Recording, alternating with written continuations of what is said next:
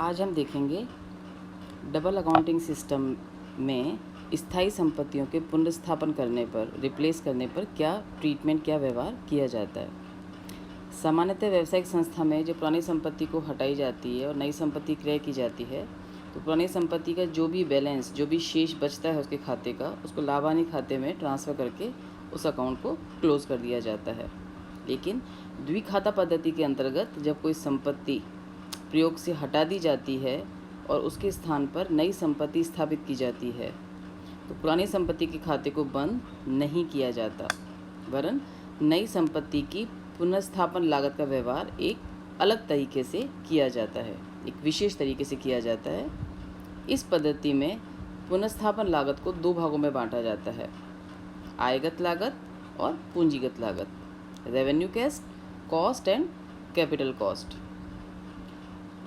Revenue cost से मतलब है कि यदि पुरानी संपत्ति को आज हम उसी रूप में वापस बनाते हैं तो उसकी अनुमानित लागत क्या होगी, अर्थात वो संपत्ति जिसको हम अभी हटा रहे हैं प्रयोग से, यदि उसको हम आज वापस बनाते तो उसकी लागत क्या होगी।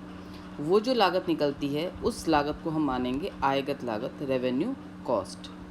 और संपत्ति के रिप्लेस करने पर, प्रतिस्थापन करने पर जो टोटल कॉस्ट है उसमें से रेवेन्यू कॉस्ट को यदि हम घटा देते हैं तो शेष जो राशि बचेगी वो हमारी कहलाएगी कैपिटल कॉस्ट।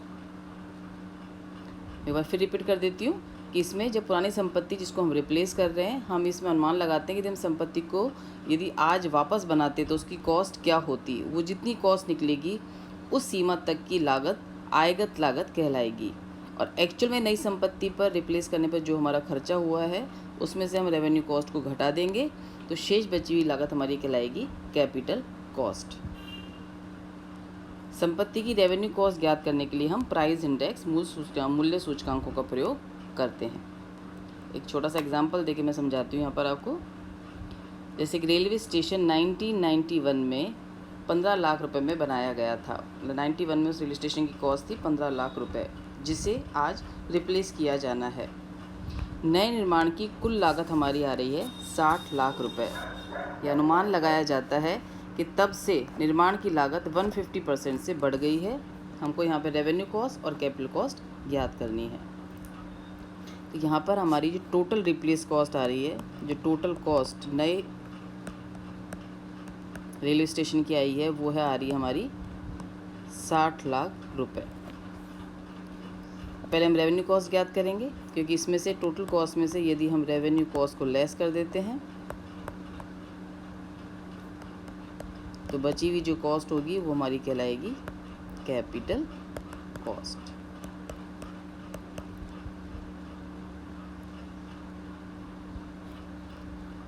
रेवेन्यू कॉस्ट निकालने के लिए हम मूल्य सूचकांकों का प्रयोग करेंगे। 91 में जब हमारी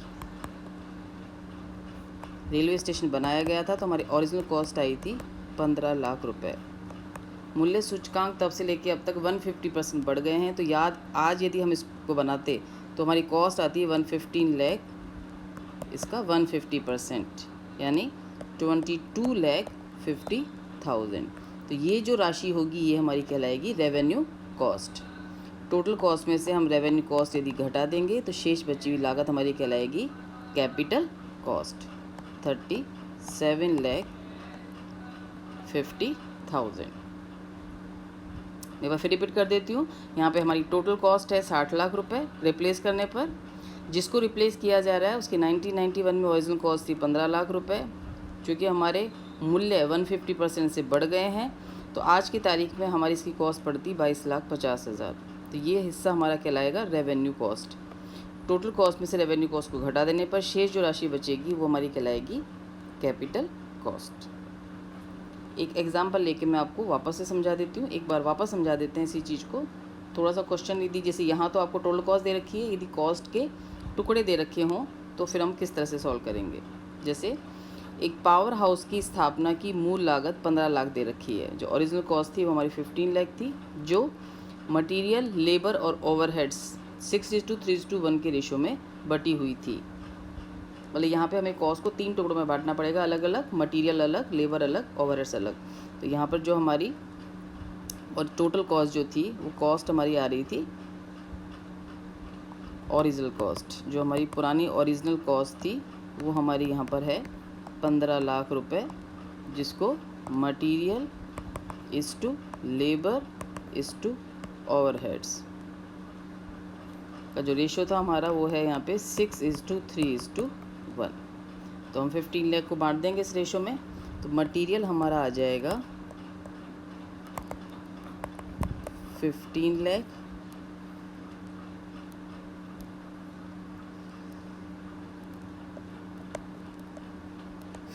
लाख, इंटू 6/10। लेबर हमारी यहाँ पर आ जाएगी 15 लाख 3/10। ओवरहेड्स हमारे यहाँ पर आ जाएंगे 15 लाख 1/10। तो मटेरियल हमारा यहाँ पर आ रहा है 9 लाख, लेबर हमारी यहाँ पर आ जाएगी 4,50,000 और ओवरहेड हमारे यहाँ पे आ रहे हैं 1,50,000। मतलब टोटल 15 लाख ओरिजिनल कॉस्ट को हमने 3 हिस्सों में बांट दिया है। मटेरियल यहाँ पर हमारा 9 लाख है, लेबर 4,50,000 और 1,50,000। तो आगे लिखा हुआ है कि यह अनुमानित है कि सामग्री की लागत 50% से, श्रम की लागत 60% से बढ़ गई है। ऊपरी ओर का श्रम से वही अनुपात में बने रहने की संभावना है जैसा कि पहले था। तो यहाँ पे हमने तीनों से इसलिए अलग बांटा है क्योंकि यहाँ पे मटेरियल कॉस्ट बढ़ी है 50% से, लेबर कॉस्ट बढ़ी है 60% से, और ओवरहेड्स भी हमारा रेशो वही रहेगा जो हमारा पुराना था। तो हमको पहले रिप्लेस कॉस्ट निकालनी है। यहाँ पर पावर हाउस की जो नई कॉस्ट है वो है हमारी 40 लाख रुपए। तो पहले हम निकालेंगे इसमें रेवेन्यू कॉस्ट। रेवेन्यू कॉस्ट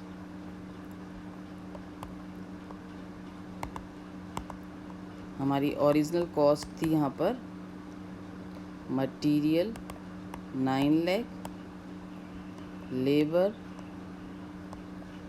4,50,000 और ओवरहेड हैं 1,50,000। लेबर का हमको वही रेशो रखना है, तो यहाँ पे अपन ओवरहेड्स टू लेबर रेशो निकाल लेंगे।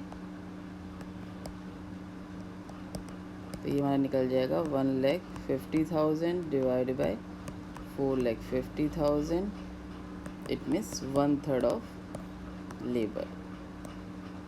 हमारे ओवरहेड्स कितने हैं, लेबर का 1/3 है। अब इसमें हमारा इंक्रीज़ कितना हुआ है,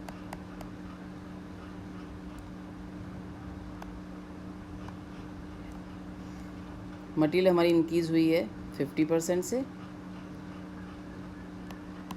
लेबर हमारी इंक्रीज़ हुई है 60% से, और ये जो है वो हमारा 1/3 ऑफ वेजेस लेबर है। तो 9 लाख है, 50% इंक्रीज़ हो गया है हमारा, यानी 4,50,000। इसमें इंक्रीज़ हुआ है 60%, 2,70,000। तो हमारी जो करंट कॉस्ट है, जो हमारी रेवेन्यू कॉस्ट है, इसको हम रेवेन्यू कॉस्ट भी बोल सकते हैं। जो हमारी रेवेन्यू कॉस्ट है वो अपनी आ जाएगी 9 लाख प्लस 450, 13,50,000, 450 प्लस 270, 7,20,000, और ये लेबर का 1/3 है, तो हम निकाल लेंगे 1/3 ऑफ 7,20,000, 2,40,000। तो हमारी रेवेन्यू कॉस्ट आ जाएगी टोटल 23,10,000। ये मैं वापस रिपीट कर देती हूँ। यहाँ पर हमारे जो ओरिजिनल कॉस्ट थी वो 15 लाख थी, जिसमें मटेरियल, लेबर, ओवरहेड 6:3:1 के रेशो में बांटना था। तो हमने हिस्सा निकाल लिया कि इस 15 लाख में मटेरियल का हिस्सा है 9 लाख, लेबर का हिस्सा है 4,50,000 और ओवरहेड का रेशो है 1,50,000। प्राइस इंडेक्स के अकॉर्डिंग मटेरियल यहाँ पर 50% से इंक्रीज़ हो रहा है, लेबर 60% से, और ओवरहेड्स लेबर के रेशो में ही बढ़ता है। तो जितना लेबर होगा उतना ही हमारा ओवरहेड्स का रेशो रहेगा।